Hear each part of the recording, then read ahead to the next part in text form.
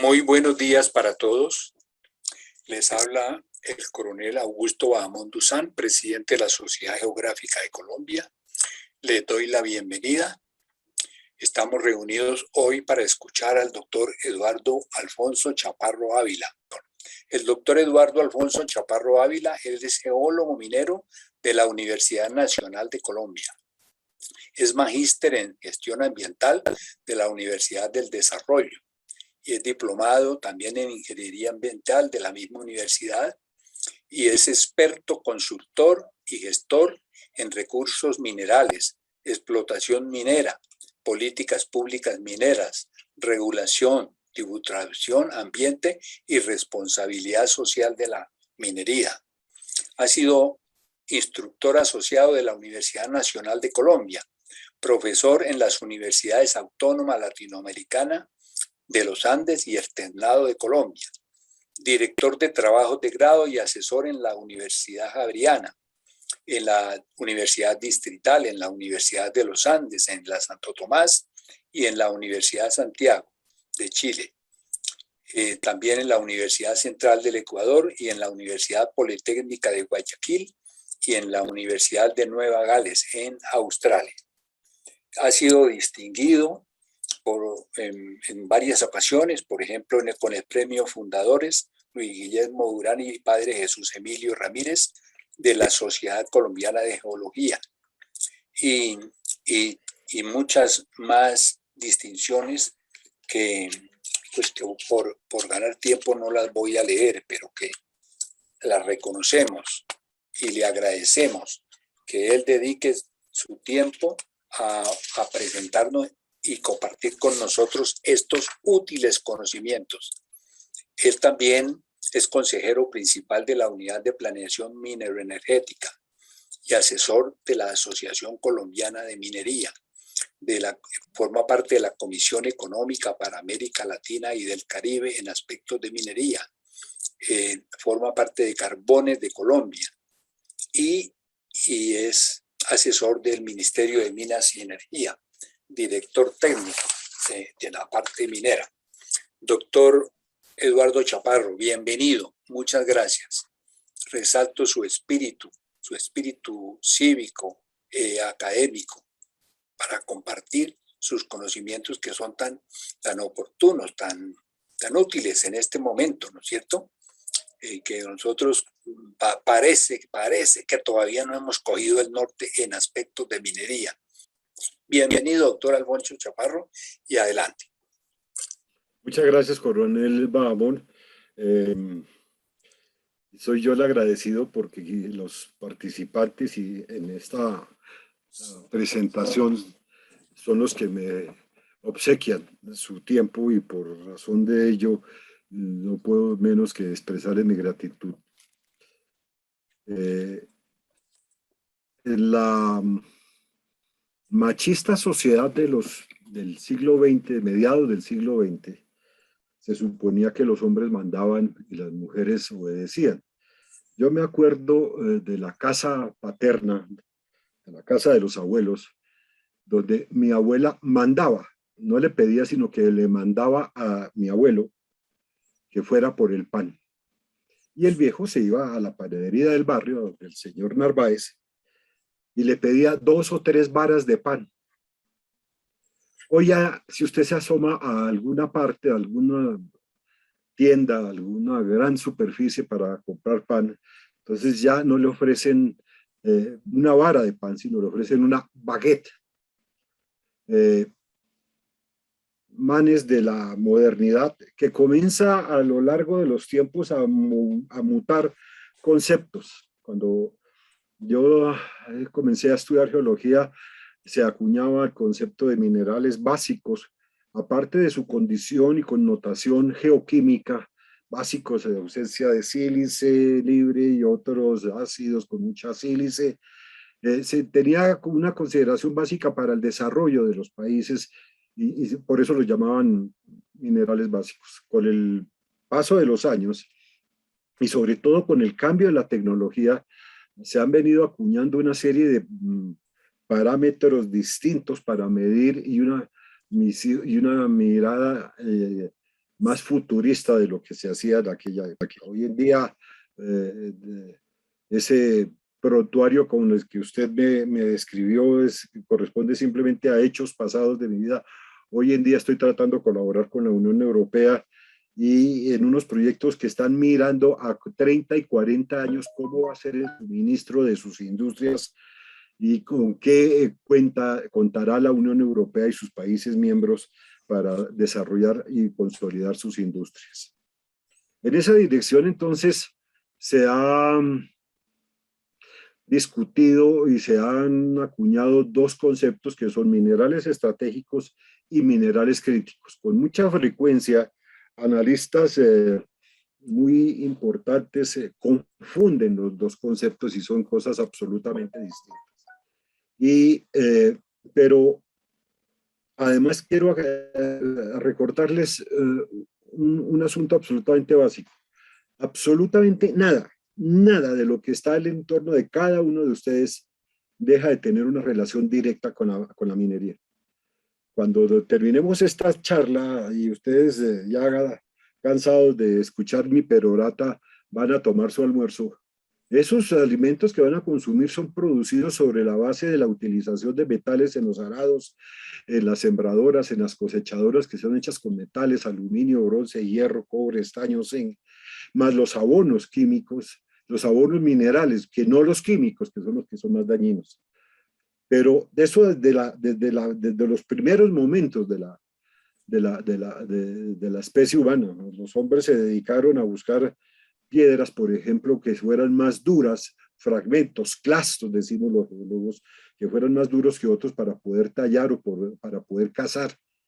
La expansión del comercio en el antiguo Egipto se hizo sobre la base de la aplicación del conocimiento mineralógico para formar bronce, que fueron las que permitió que con unas cintas de bronce se forraran la parte exterior de las ruedas de los carros que transportaban alimentos y productos en el antiguo egipcio y que permitieron la expansión de Egipto a costa de los hicsos, porque les colocaban una protección de bronce impidiendo que, comillas, se pincharan esas ruedas en los abruptos caminos de hace 3.500, 4.000 años atrás. La utilización de los metales y de los minerales en general no se ha detenido y así conocemos la edad de piedra, la edad de bronce, la edad del hierro, la revolución industrial que se hizo sobre la base del carbón y de la fabricación de acero, y por supuesto la edad del petróleo, y por supuesto hoy en día la edad de los atómica, y ahí hay algunos que utilizan el muy discutible concepto del antropoceno. Pero en esas circunstancias, entonces, si vamos a comenzar a avanzar en las presentaciones, esos conceptos de estratégico y crítico son muy importantes para que podamos entender cómo se está modificando el mundo y en ello las condiciones geográficas, físicas, de la geografía económica, de la geografía demográfica, si pudiéramos hablar en esos términos. Siguiente, por favor, doctor Buitrago, ingeniero Buitrago. Y en ese concepto, entonces, hay que entender qué es lo que significa que es crítico. Entonces, siempre trato de decir el gracejo tonto, la anterior, lo de crítico. ¿Qué es crítico? Eso viene, ustedes notarán un perfecto acento griego antiguo en mi dicción, criticae, críticos, críticos, que significa perteneciente o relativo a la crisis. Pero resalto dos conceptos que trae el diccionario de la Academia de la Lengua. Academia es muy difícil o de mucha gravedad, situación crítica de la economía o estado crítico del herido. Y dicho de un momento o una ocasión idóneo o más oportuno para algo. Es decir, en este momento crítico del país de Colombia y de América en general.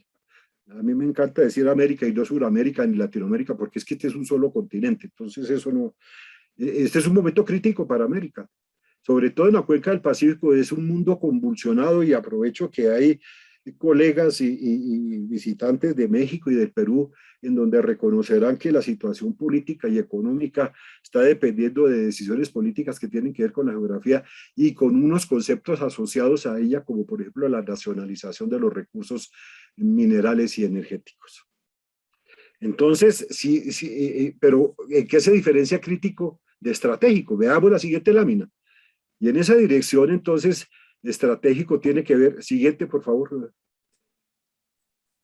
de estratégicus, que significa un general del ejército, perteneciente relativo a la estrategia, pero es dicho de un lugar, una posición, una actitud de importancia decisiva para el desarrollo de algo. Entonces, por más de que sean similares, pero no son exactamente iguales esos dos conceptos. Y vamos a tener que ver que hay un elemento fundamental que es la disponibilidad de algo para atender algo, fundamentalmente el concepto que va a diferenciar a uno y a otro. Siguiente, por favor.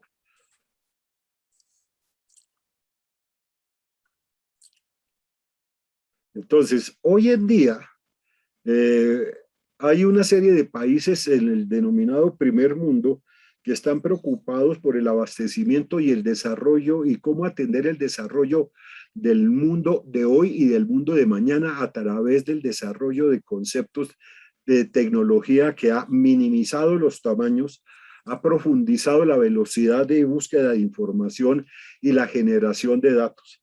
Por eso ya los grandes gurús de la industria electrónica y de la industria cibernética hablan del metaverso. Y por eso no es de extrañar que, por ejemplo, en la Unión Europea haya dos proyectos que con claridad absoluta comienzan a hablar de la seguridad y de la sostenibilidad en el largo plazo del abastecimiento de sus países miembros con materias primas provenientes de ellos mismos y de otras fuentes. Y por su parte, con la misma financiación y con la misma mirada de la Unión Europea, entonces se promueve el proyecto MDNP, que es la Plataforma Minera para el Desarrollo de Minerales, que busca la integración de cadenas de valor industriales para ambas, para las dos regiones, uno como abastecedor y el otro como consumidor. Y entonces buscan nuevos modelos comerciales. Y préstenle atención a este concepto de nuevos modelos comerciales porque ello implica, por ejemplo, nuevas instalaciones portuarias, nuevas instalaciones de transporte para el comercio, con lo cual se modifica el paisaje, con lo cual se modifica el territorio y las áreas donde viven los humanos. Entonces, explorar esos nuevos modelos implica riesgos para el manejo socioambiental en el núcleo de estas asociaciones y nos demuestran de todas maneras, como quiera que sea, que hay una preocupación hacia el futuro, hacia el nuevo desarrollo de lo que va a ser el nuevo mundo y sus implicaciones en todos los campos científicos. Siguiente, y económicos y sociales, por supuesto. Siguiente, por favor. Entonces, y tomo esta gráfica del proyecto Strade para que vean cómo se está recomponiendo las relaciones entre los consumidores y los productores, y aquí no aparece la China. ¿Por qué? Porque este es un ejemplo que está basado sobre el modelo países ricos en recursos versus países ricos en necesidades al desarrollo de la industrialización, pero en ese caso podríamos estar con todos los países del sudeste asiático y de la misma China, pero se componen de tres elementos básicos, que es una estrategia de cooperación. Algunos la quieren hacer de una manera más abierta, otros quieren hacerla sobre otras consideraciones de posiciones dominantes, el fortalecimiento ¿qué dice? Del clúster, pero de los racimos industriales de materias primas y de la existencia de materias primas sostenibles que implica un proceso de exploración. Siguiente, por favor.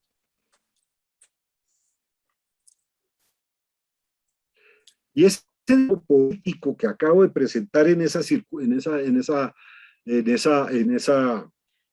gráfica tiene que ver con la economía minera. ¿Qué significa eso? La economía minera puede definirse como la aplicación de la economía al estudio de todos los aspectos del ciclo minero. ¿Y qué es el ciclo minero? El ciclo minero es una serie de etapas dentro de la búsqueda, prospección, transformación, utilización y deposición final de los minerales, que comienza con la prospección, sigue con la exploración, sigue con la construcción de las minas, y aquí yo quiero ser enfático en ese punto. Las minas se construyen, lo que no se construye son los yacimientos, porque eso los ha construido ya la naturaleza, pero las minas es producto del ingenio humano, ingenio que deriva en la palabra ingeniero, por ejemplo.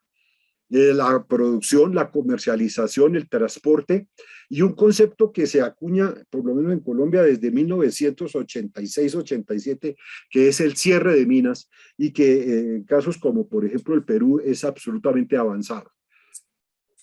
Y entonces, este ramo de la economía es una subdivisión de la economía general, donde de todas maneras hay tres grandes componentes, sea el ramo general o las subdivisiones.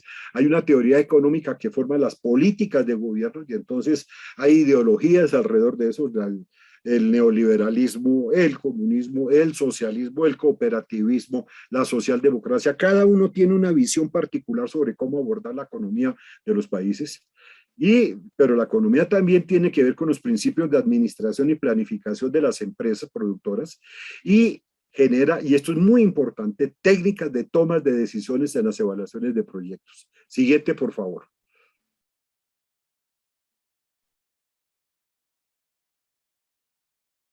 Entonces, cuando comienzan a hablarse de minerales estratégicos, entonces nos parece que eso es una concepción absolutamente contemporánea.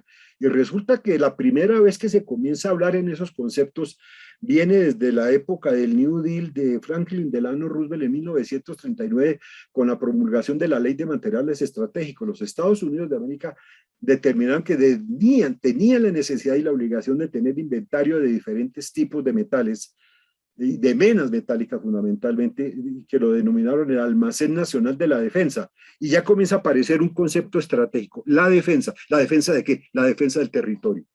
Entonces sirvieron para controlar los precios del mercado mundial. El caso del mercurio, por ejemplo, es un ejemplo típico. ¿Y por qué era importante el mercurio en ese momento? Porque es que sin mercurio no se podían hacer, y el coronel lo sabe, todo lo que son los detonadores y los fulminantes de los explosivos y de todo lo que son las armas, pero además no se podía avanzar en la construcción de la infraestructura para vencer los últimos rezagos que tenían de comunicación interoceánica entre el este y el oeste, entre el oriente y el occidente de los Estados Unidos. Entonces, pero además hay que entender que a más consumo, más se habla de escasez de aquellos minerales fundamentales. Hay un par de pensadores, economistas e ingenieros y geólogos, John Tilton y Gustavo Lagos. John Tilton, que trabajaba en ese momento en la Escuela de Minas de Colorado, y Gustavo Lagos en la Facultad de Ingeniería de la Universidad Católica, que comenzaron a desafiar, y yo creo que no les falta razón, a desafiar el concepto de recursos naturales no renovables. La mina más profunda en este momento puede tener cerca de 4.500 metros de profundidad, pero la corteza terrestre puede alcanzar hasta los 70 kilómetros.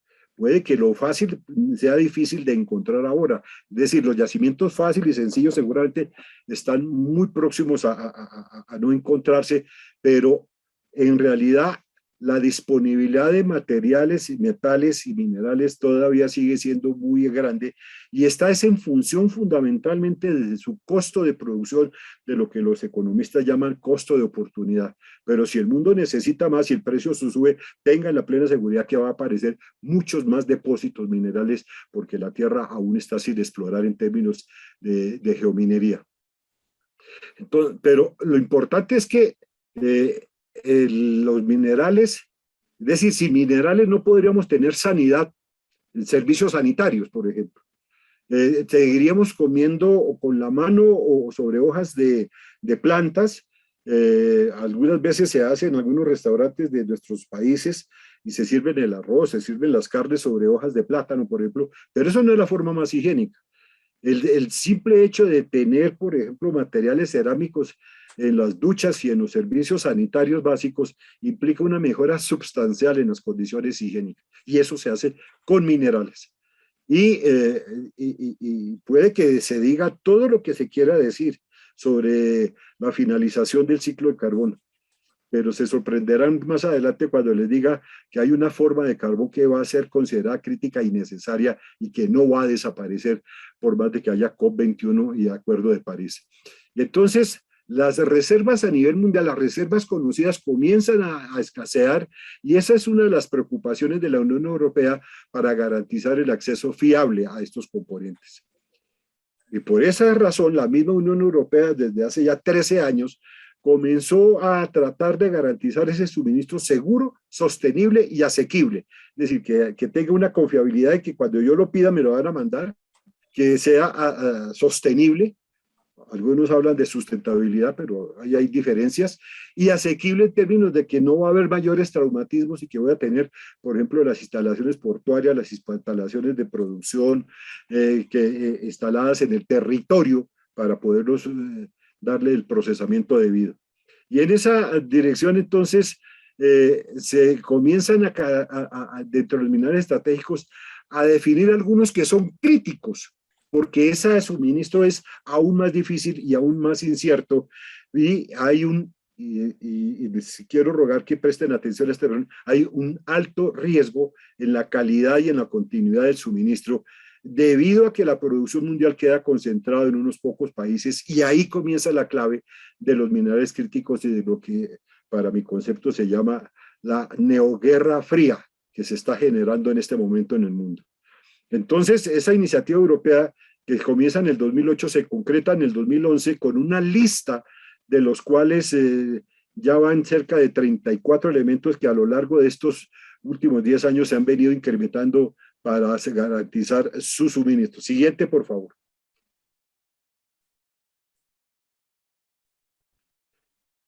Entonces, esa lista tiene que ver con minerales que de pronto muchos de ustedes conocen, pero que en general el público, el ciudadano de a pie, no tiene mayor información. Antimonio, ¿para qué sirve el antimonio? La varita, el berilio que está en nuestras esmeraldas, pero tiene otros usos en términos de luz, el bismuto, los boratos, el cobalto. Y aquí aparece nuevamente lo que, por fin, el tema este del carbón metalúrgico. Ustedes saben que el carbón solamente sirve para dos cosas. El carbón solamente sirve para hacer energía y para hacer acero. Y se ha planteado la necesidad de sustituir el carbono en la producción de energía. Pocos hablan de las calidades y de las posibilidades de captar todo lo que son los volátiles del carbón, pero esa es una discusión que seguramente daremos en el futuro sobre las condiciones físico-químicas de los carbones, si se pudiera. Pero el carbón metalúrgico es absolutamente indispensable para producir acero. Se puede hacer a partir del petróleo, pero es costosísimo. Entonces el carbón metalúrgico tiene unas condiciones especiales que permiten que las plantas de acero puedan hacer vigas que permitan construir puentes, vigas que permitan construir edificios, hierro que permitan hacer formaletas, todo este material de acero que permite hacer vehículos, motores, etcétera. La fluorita, sin ella no podríamos, por ejemplo, trabajar las materias cerámicas. El galio, el germanio, el hafnio, el helio, indio, que son parte de los minerales de los lantánidos y que necesitamos urgentemente porque la vanidad nuestra de vernos a través de las pantallas de video de nuestros equipos de cómputo, de las portátiles y los computadores de escritorio están hechos es con base en este tipo de minerales. La fosforita, que es el principal fundamento de abonos, escandio, silicio. Sin silicio no tendríamos vidrio, tan simple como eso. Tantalio, wolframio, vanadio, es decir, tienen una importancia económica fundamental, se está diluyendo, y el riesgo de suministro porque están concentrados en pocos países, y entonces países como la Unión Europea, China, Estados Unidos, Canadá y Australia dependen de las importaciones y de las restricciones que los países productores puedan elevar sobre las exportaciones. Es decir, estamos entonces abocados a tener una clara vinculación de lo que los expertos en ciencias políticas llaman la geopolítica, y la sustitución como un factor de corrección y la asignación detallada de funciones de cada una de estas entidades minerales. Entonces, de esos 78 minerales, se determinó que 27 son fundamentales por los riesgos de escasez y que afectan a las economías más importantes. Siguiente, por favor.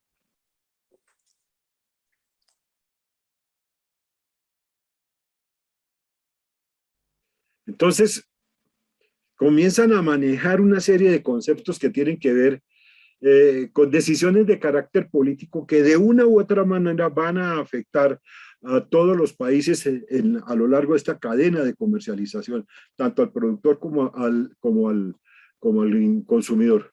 Entonces tienen que hacer inversiones para reducir la dependencia con respecto a las importaciones de materias primas y apelan a mecanismos para alegar sus propias existencias, como por ejemplo el reciclaje. Pero el reciclaje implica nuevos consumos y elevación en el consumo de energía que tiene que ser suministrada. Y la crisis actual, la crisis de Chile, la crisis de gas en Alemania, que está a un hilo de depender geopolíticamente del gas de Rusia y lo que eso implicó y lo que implicó en términos de historia, acuérdese cómo fue la invasión de la Unión Soviética por parte de Alemania para consolidar sus intereses vitales, como decían en aquella época. El apoyo a la innovación en el ámbito de la extracción, porque es que no puede ser pagado con precios que escalen ad infinitum, sino que hay que controlar los costos y eso implica mejores tecnológicas que después son utilizadas en otro tipo de situaciones económicas y de sistemas productivos. Entonces, hay que, por parte de esos países, están reconociendo la importancia de las materias primas esenciales para hacer una transición a una economía más eficiente y más circular.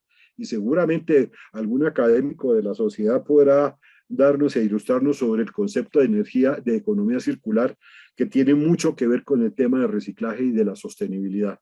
Y por supuesto, tienen que de todas maneras incentivar la producción del primer mundo de materias primas fundamentales, fomentando el reciclaje, como ya dije, y si es necesario, poner en marcha nuevas actividades mineras. Y por eso en Alemania, por eso en Inglaterra y por eso en Escandinavia se están volviendo a reabrir y abrir nuevas minas. Siguiente, por favor.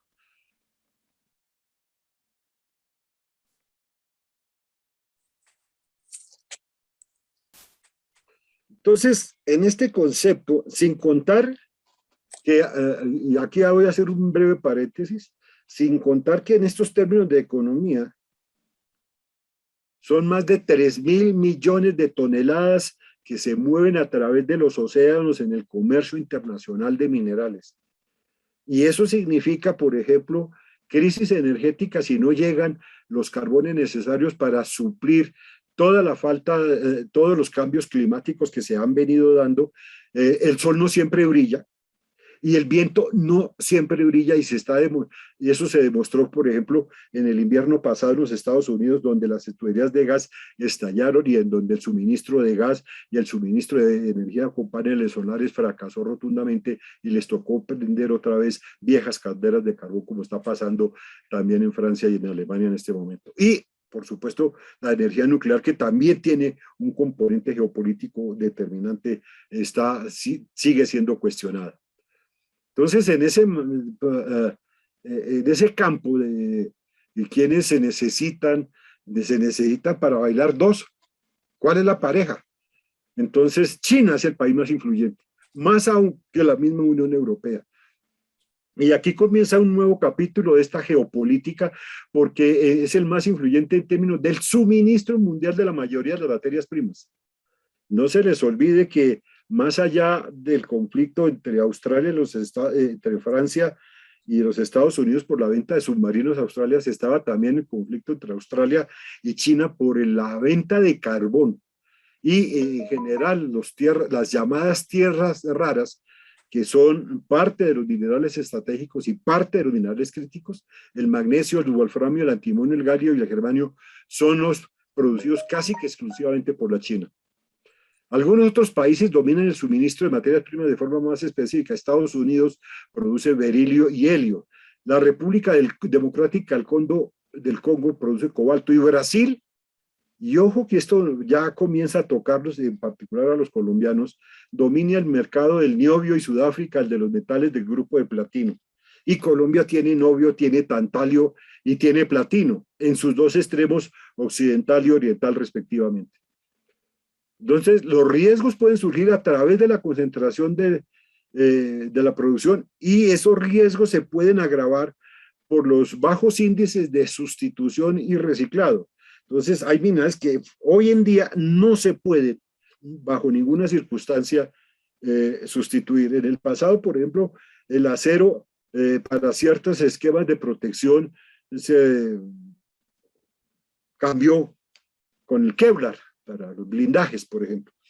A mediados de la última década del siglo pasado, hace 25 o 30 años, la irrupción definitiva del plástico en la producción de envases, por ejemplo, sacó al estaño del mercado y tuvo que hacer un replanteamiento de la industria minera del estaño para otros usos y nuevos campos. Seguramente el coronel, que es de mi generación, y algunos otros de mi generación, nos acordamos que la pasta dental, el dentífrico, venía en unos tubos de latón. Hoy en día vienen en plástico y ese consumo se redujo y entonces hubo crisis en eso y eso se cambió, pero hay hoy en día minerales que no pueden tener ese cambio de uso, la intensidad de uso sigue siendo alta, como por ejemplo el acero, como por ejemplo el wolframio, como por ejemplo todos los minerales de la serie de los lantánidos que permiten la miniaturización de los aparatos y dispositivos electrónicos. Siguiente, por favor. Y que no es fácil reciclar, y que su reciclaje implica también un alto costo y una alta demanda de energía, con todo lo que tiene implicaciones en generación de gases de efecto invernadero. Eso era lo crítico. Entonces, ¿qué es un mineral estratégico? Y aquí vuelvo a insistir y vuelvo a contar algo que a muchos les parece sorprendente y que hay quienes no comparten. Yo sostengo la tesis de que el carbón, por ejemplo, no es un mineral, por más de que lo llamemos un carbón mineral. ¿Por qué? Porque es que un mineral es un compuesto natural inorgánico de composición de características físico-químicas permanentes y definidas y que con su producción o beneficio produce una importancia decisiva para el desarrollo de actividades económicas. Entonces, un diamante, un cuarzo tiene una cristalización definida, el carbón no es cristalino, el carbón no es inorgánico, es orgánico, es la química del carbón, lo que nos enseñaban en la secundaria.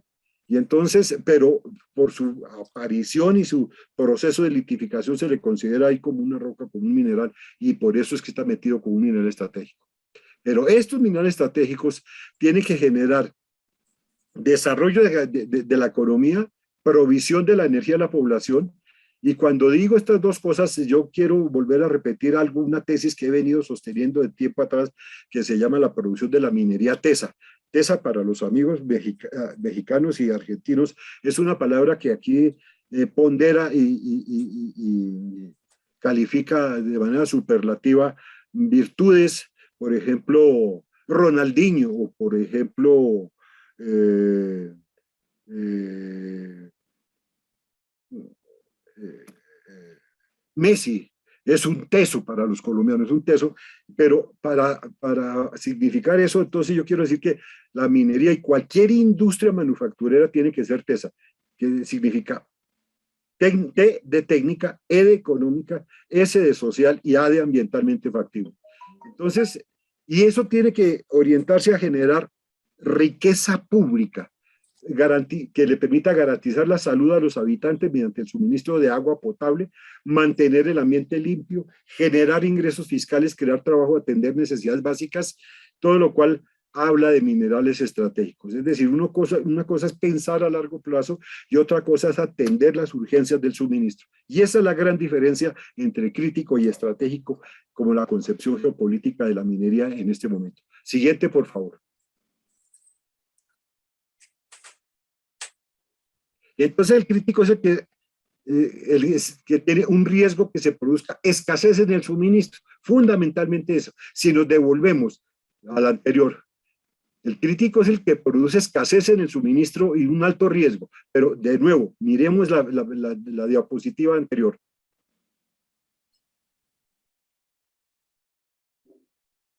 Entonces, tiene unas cosas que están vinculadas a largo plazo y no es el riesgo de suministro, sino el objetivo que tienen, que es desarrollo de actividades económicas, provisión de energía, garantizar la salud, etc. Esa es la gran diferencia entre uno y otro, y aunque sean perfectamente compatibles. Avancemos dos, por favor.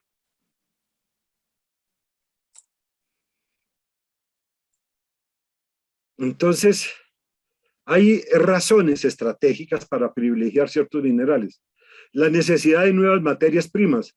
para las aplicaciones de alta tecnología. Y aquí comienza algo en que los países de nuestra región, de nuestra América, que habla español y portugués y francés, mira como espectador desde la barrera, pero que tarde o temprano ya se han dado pasos en Argentina, en Brasil y en Costa Rica sobre la utilidad de estos minerales para la generación de productos y componentes en electrónica de consumo, para los smartphones, para los ordenadores, para el laptop, para los televisores. Hoy en día un televisor puede tener 2 o 3 centímetros de grueso. Y acuérdense cómo eran los televisores de 24 pulgadas de cuando estábamos viendo las primeras emisiones de Batman o de la isla de Gilligan, si se quiere. Unos televisores monstruosamente grandes comparados con lo delgado que son hoy en día los televisores. Y eso se hace sobre la base de la miniaturización que permite construir circuitos integrados de altísima calidad. Las turbinas eólicas no podría, y la energía eólica y la energía solar no podría existir sin una combinación y una mezcla de minerales absolutamente distintos. Pero acuérdense, en La Guajira, por ejemplo, hay serias resistencias a la instalación de parques eólicos y de parques solares, que porque afectan el paisaje, que porque afectan el ambiente. Entonces, ¿cuál es el justo balance? Eso lo tienen que decidir sobre la base de las necesidades del país, sobre la base de la visión estratégica y cómo vamos a mejorar la calidad de vida de nuestros habitantes y de nuestros conciudadanos. Entonces, las turbinas eólicas, por ejemplo, tienen que estar generando sobre la base de la utilización de neodimio. El neodimio, todos los datanios tienen una gran capacidad magnética y entonces eso es lo que genera la posibilidad de reducir el tamaño de los motores, de los generadores de energía, porque si fueran con esos núcleos tradicionales de acero que van embobinados, pues el peso de una torre de esas sería gigantesco y los costos serían estratosféricos. Entonces los dispositivos de electricidad generan de todas maneras la necesidad de reorientar la extracción minera hacia nuevas materias primas. El litio, por ejemplo, en el cual Perú y México en este momento tienen las mayores expectativas en América Latina. Y en Colombia es muy probable que hacia el centro, la cordillera oriental, pueda haber, no estoy diciendo que lo haya, pueda haber manifestaciones significativas de litio. Y sin litio no va a haber baterías para automóviles eléctricos. Pero a propósito de automóviles eléctricos, entonces un automóvil convencional de 4 plazas puede costar el equivalente, en pesos colombianos lo digo, de 70 millones de pesos. Pero un auto eléctrico de la misma calidad puede estar costando 140 y 160. Por un lado, vamos a proteger el ambiente, pero por el otro lado vamos a alejar la posibilidad de las personas de tener su propio medio de movilización. Y no lo digo en términos urbanos, sino en términos de intercomunicación con otras ciudades donde vivan familiares, pacientes o donde quieran realizar sus negocios. Entonces, para tener un orden de magnitudes de lo que estamos hablando, un procesador, un computador, un portátil como el que están usando ustedes, lleva entre 30 y 65 gramos de cobalto, 2,4 gramos de tierras raras, 1,7 gramos de tantalio, yo uso la expresión coma y no punto porque ese es el sistema métrico decimal, 0,54 gramos de oro y plata, 0,5 gramos de elementos del grupo de platino y unos 0,04 gramos de indio, galio y germanio. Es decir, sin esos minerales no podremos tener eso, ni mucho menos aspirar a que nosotros podamos fabricarlos o disponer o desarrollar tecnologías similares basadas en este tipo de equipamiento. Siguiente, por favor.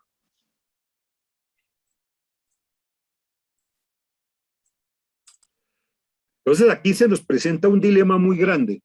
¿Cuál es el futuro para nuestros países? Nosotros tenemos un consumo interno muy pobre. Nosotros llegamos a producir en algún momento, hacia el año 76, 77 en Colombia, 3,5 millones de toneladas métricas de carbón.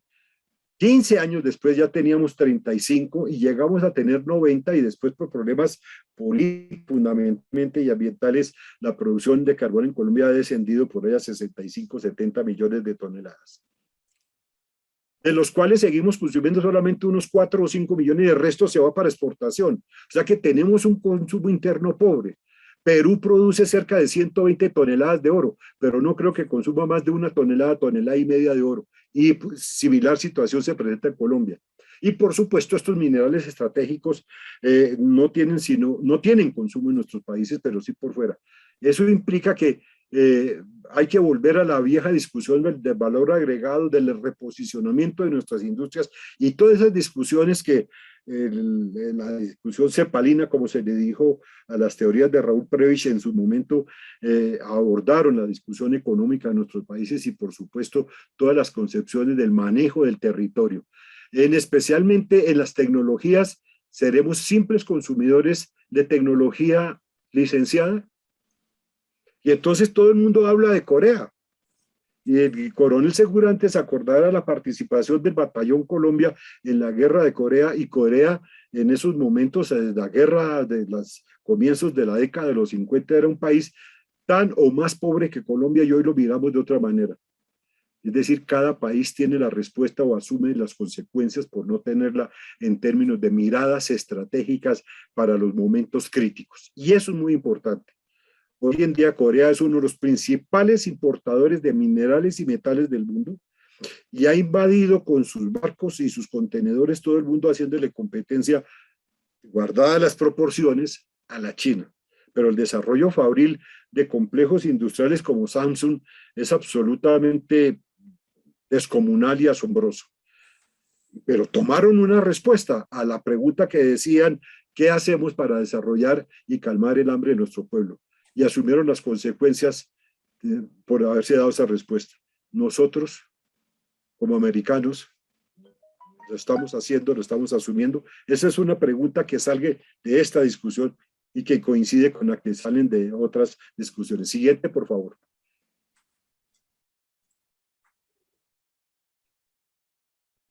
Entonces, esas materias primas usadas por esas particulares condiciones físico-químicas y con reservas codificadas y codiciadas por países industriales, y ojo con la palabra que les estoy mencionando, codiciadas, las necesitan, las van a buscar a cualquier precio, y eso implica también una serie de consideraciones sobre el manejo de la inversión extranjera, sobre el manejo de la presencia en el territorio de los inversionistas.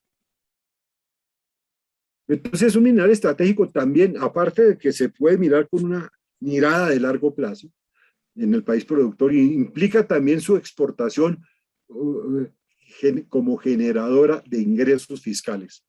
Y los críticos son los más o menos escasos. Miren la diferencia que hay en eso. Y entonces se vuelven estratégicos cuando un país carece de yacimiento de ellos o cuando los tiene en abundancia y los exporta. El wolframio o tungsteno para Bolivia es estratégico y para Alemania es crítico. Para Colombia el coque es estratégico y para el Brasil puede ser crítico, porque como gran jugador del mercado internacional del acero, Brasil no puede generar acero si no tiene coque. Y ni se diga para Perú y Chile y México en el doble papel que juega el cobre. Siguiente, por favor.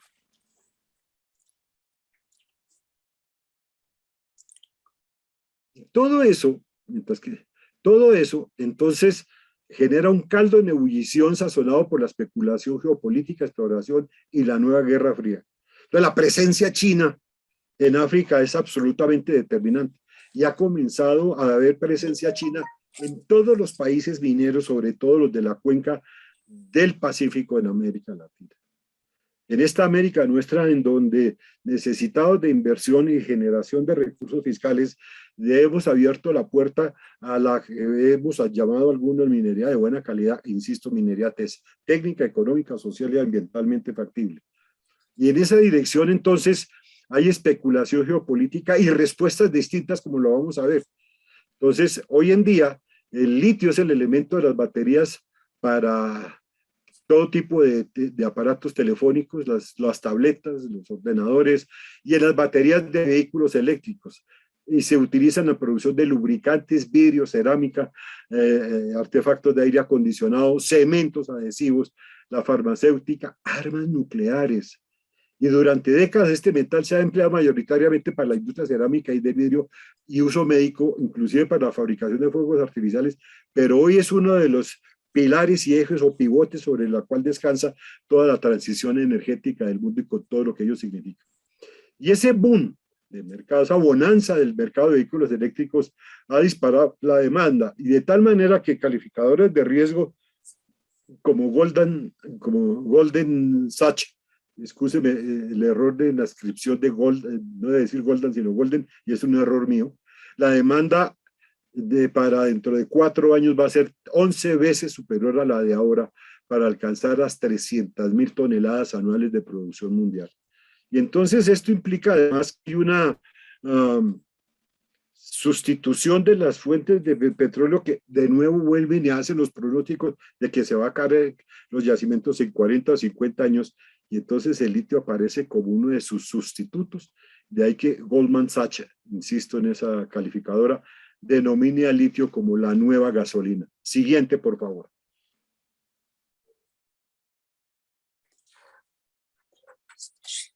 Entonces, si eso es así, vuelvo a hacer la repetición. En los Estados Unidos, después de 1939, comenzó a girar y ha girado mucho. Inclusive vendieron una gran parte de sus reservas, pero cambiaron otras. Y recientemente, al final de la anterior administración de los Estados Unidos, de la administración del señor Trump, en octubre se firmó una orden ejecutiva que aborda la amenaza que representa la dependencia excesiva de los Estados Unidos a partir de los minerales críticos. Y reconocen, admiten, y esa es una orden ejecutiva que no ha sido modificada y muy difícilmente la van a modificar en la nueva administración Biden, porque los minerales críticos están asociados a adversarios extranjeros. Para ser más específicos, minerales críticos significan metales de tierras raras, y los adversarios extranjeros significan y se llaman la China, la República Popular China. Hay una razón tan simple como esta. Cada avión de combate, por ejemplo, un F-35, tiene aproximadamente media tonelada de estos elementos estratégicos. Y el problemita es que los Estados Unidos no producen varita, utilizada entre otras cosas para el fracturamiento.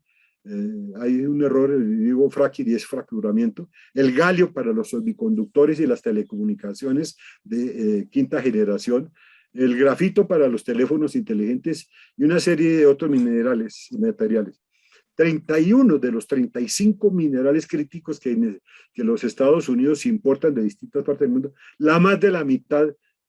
importa más de la mitad de su consumo anual. Es decir, el gran pulpo devorador, el gran minerófago del mundo son los Estados Unidos en 31 de los 35 minerales críticos.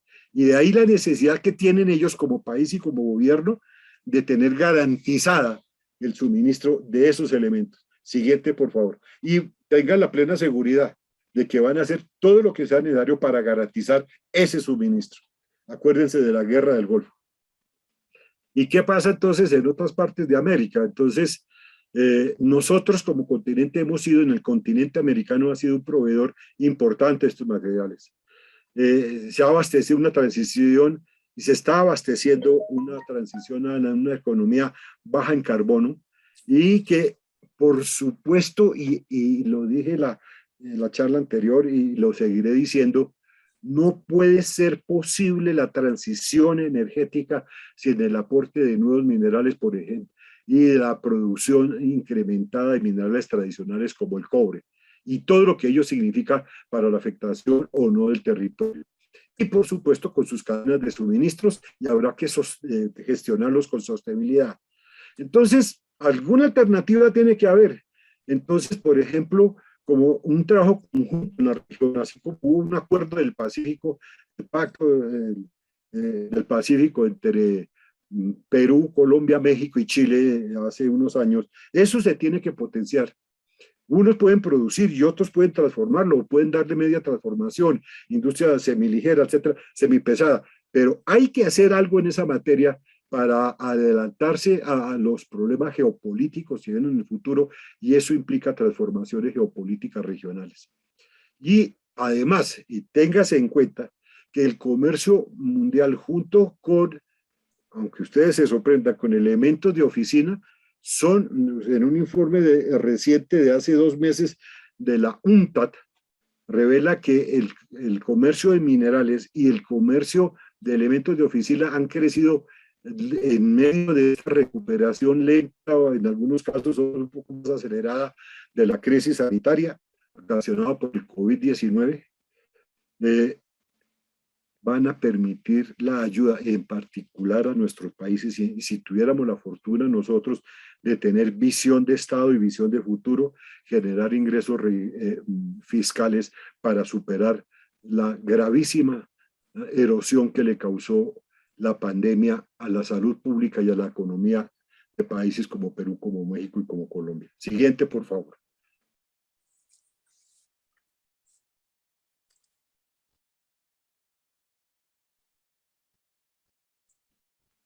Entonces, en esto hay que ver cómo han venido reaccionando los países, y aquí hay que mencionar un solo país en términos de reacción que yo podría llamar para la discusión positiva, frente a lo que es la voracidad o el control que pretenden tener algunos países sobre la producción de esos minerales tanto críticos como estratégicos. Y es el Brasil frente a la China, frente alrededor de la producción de hierro, niobio y el petróleo. La mina de hierro es una materia fundamental para sustentar el desarrollo urbano e industrial de China, pero su procesamiento para transformarlo en acero inoxidable y otras aleaciones, no se le olvide que sin acero inoxidable no podría haber cirugías, no lo olviden por favor. Entonces es fundamental tener eso. Y el transporte y la infraestructura energética requiere indefectiblemente niobio, cuyo virtual monopolio se encuentra en manos de una empresa brasileña.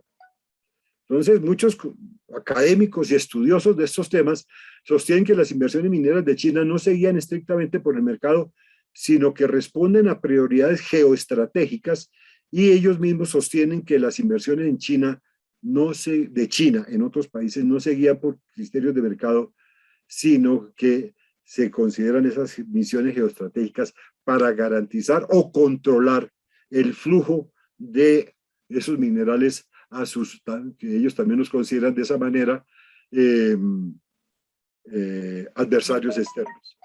Entonces,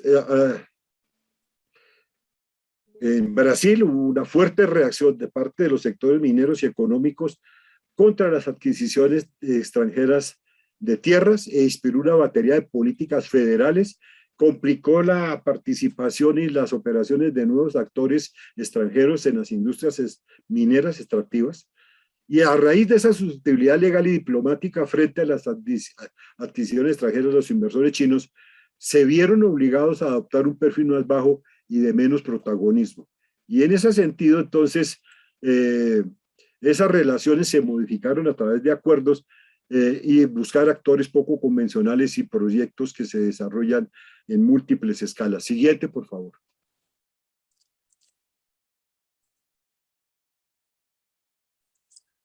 Y entonces, ¿cómo se tipifica esta condición de la decisión china de controlar el mercado mundial de tierras raras? Primero, porque ellos tienen la mayor disponibilidad geológica natural, es decir, su territorio está bendecido, por decirlo de manera, con una amplia distribución de esas tierras raras que, como les digo, son parte de los minerales críticos y estratégicos. Y entonces ustedes ven como hubo una creciente, mientras que había una feliz relación con el gobierno previo a la administración Trump en exportaciones, pero comenzó a declinar severamente hasta llegar a niveles críticos en el 2020, que es cuando sale la ejecutiva presidencial declarando a la China como adversario extranjero y para controlar la caída en las exportaciones chinas y buscar la autosuficiencia, bien sea a través de producción nacional o de búsqueda de otros proveedores en este campo de estos minerales absolutamente vitales para su defensa nacional y para su desarrollo industrial. Siguiente, por favor.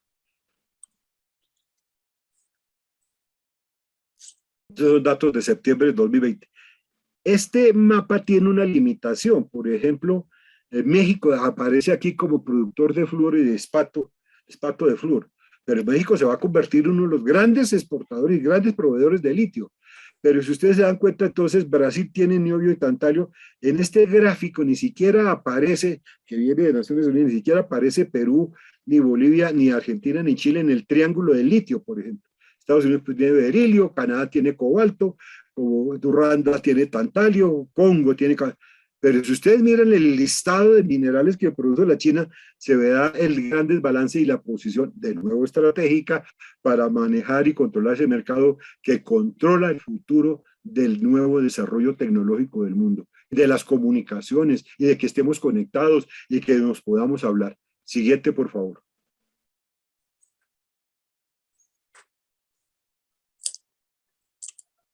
Ahora bien, una miradita detenida a lo que son las tierras, las denominadas tierras raras. Se llaman así no porque sean escasas o poco conocidas, sino que de todas maneras casi siempre se encuentran en términos de yacimiento, en términos geológicos, muy juntos unos con otros, algunos de ellos, de ese grupo de 17 elementos químicos. Eso facilita localizarlos, pero por eso son raras, se dificulta en separarlos y hasta muchas veces en distinguirlos porque tienen características químicas y físicas muy similares. La otra parte, como diría algún bogotano de centenarista, no está, aquí viene ya la parte balseada del asunto. El minado, la producción de tierras raras es muy compleja, muy difícil, y siempre se creyó que tiene mayores riesgos ambientales inaceptables para las sociedades occidentales que tenían esa visión del siglo XX, finales del siglo XX y principios del XXI. Y esa creencia hizo que su producción fuera descuidada, olvidada y descartada en los países, comillas, occidentales.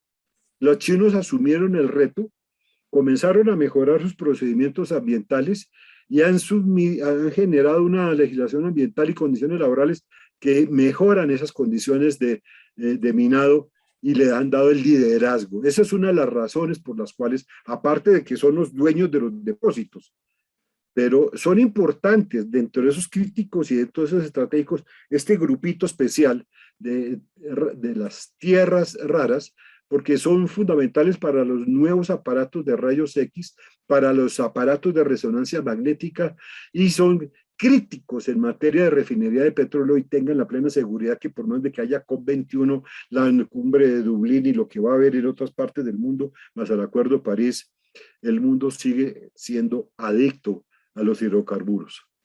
Y por supuesto, esas tierras raras son los protagonistas esenciales de las modificaciones trascendentales y drásticas en materia de aeronáutica. Hoy los aviones ya no son hechos casi que exclusivamente con aluminio, sino con polímeros y otras formas de plásticos endurecidos muy especiales, y se necesitan para hacer y moldear ese tipo de parte de los fuselajes. Y no solamente en las energías alternativas y los últimos dispositivos dependen de las tierras raras. Necesitamos tierras raras para garantizar el futuro del modelo y mejora del modelo actual económico, y no regresar a la época de las cavernas, se los garantizo. Siguiente, por favor.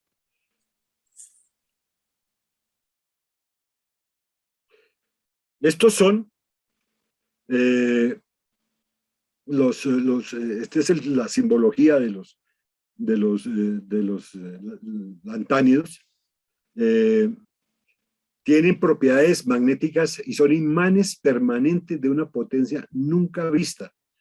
Y se ha podido fabricar en las últimas décadas esos imanes y esas aleaciones por fortuna con nueva tecnología que demanda mucha energía, pero que ya una vez fabricados esos núcleos, por ejemplo, son los que posibilitan la energía eólica.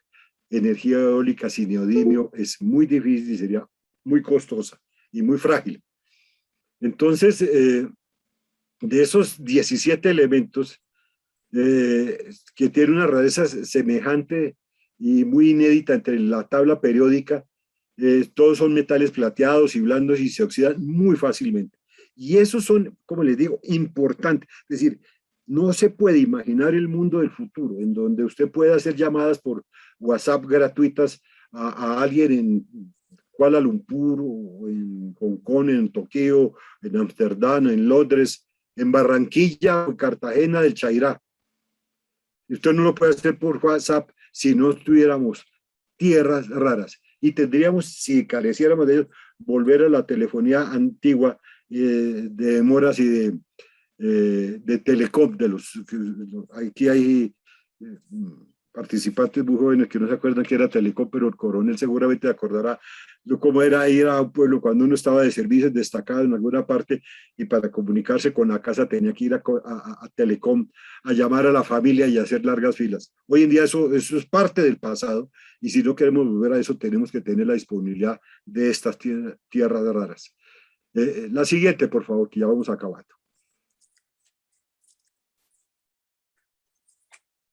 En esta dirección, yo quiero, antes de darle las gracias a la audiencia por su amable atención, hacer un llamado a todos porque